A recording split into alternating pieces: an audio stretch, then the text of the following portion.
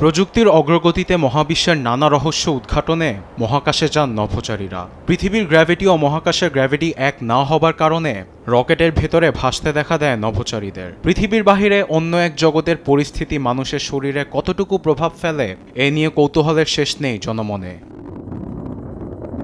তবে এসব প্রশ্নের জবাব দিয়েছেন লিড ফ্লাইট সার্জন চিকিৎসক স্টিভেন গিলমোর। বলেন, মহাকাশে যাবার সঙ্গে সঙ্গে নতুন আবহাওয়ায় খাপ খাওয়াতে হয় নভোচারীদের। এতে অঙ্গ প্রত্যঙ্গে দেখা দেয় নানা পরিবর্তন। দীর্ঘ সময় এক জায়গায় থাকার কারণে হতে পারে অবসাদ আর ঘুমের সমস্যা। নতুন আবহাওয়ায় মহাকাশচারীরা অনেক সময় মানিয়ে নিতে পারে না, যার কারণে মোশন সিকনেস দেখা দেয়। এতে মাথা ঘোরানোর পাশাপাশি অনেক সময় বমিও হতে পারে।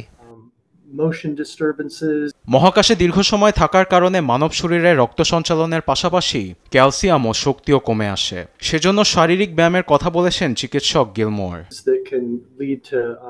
শারীরিক প্রতিবন্ধকতা কাটানোর জন্য তাদের বিভিন্ন ধরনের ব্যায়ামের পরামর্শ দিয়ে থাকি। এতে করে তাদের শরীরের রক্ত সঞ্চালন স্বাভাবিক থাকে। সপ্তাহের 7 দিনের 7 দিনই তাদের ব্যায়াম করতে হয়। ব্যায়াম করে শরীরের খেয়াল রাখতে পারলেও তালিকায় আছে রেডিয়েশনের সমস্যা। পৃথিবীর তুলনায় মহাকাশে অতিরিক্ত পরিমাণে রেডিয়েশন থাকার কারণে মানবদেহের কোষে দেখা দেয় নানা জটিলতা, হতে পারে ক্যান্সারও। যার কারণে নভোচারীদের রেডিয়েশন ডেজোমিটার দিয়ে সারাক্ষণ পর্যবেক্ষণে রাখা হয় বলে জানান গিলমোর।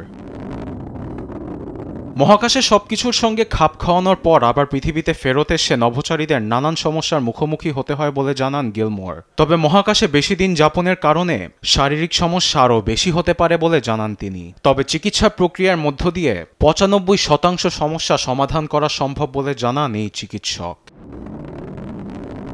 আরবেদ আফসার, নিউজ ডেস্ক, দেশ টিভি।